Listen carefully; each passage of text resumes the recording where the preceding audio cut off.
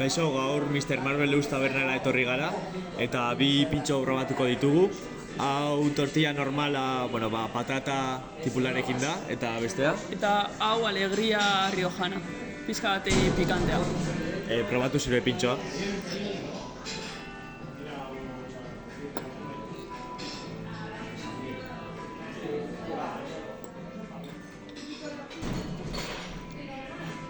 Gozoa dago, egia da pikantea nabaria dela, baina pikantea gustatzen zaionari gozatuko du. Ni probatuko dut nirea.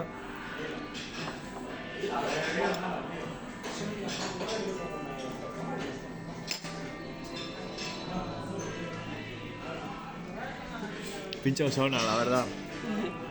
Tortilla, zapore asko du eta asko gustatu zait. Emango nioke 8,5 bat, eta zu? Eta nik kontuan hartu behar da pikantea dela. Orduan niri ez zait asko gustatzen pikantea, baino ez dakit, orokorrean 8 bat.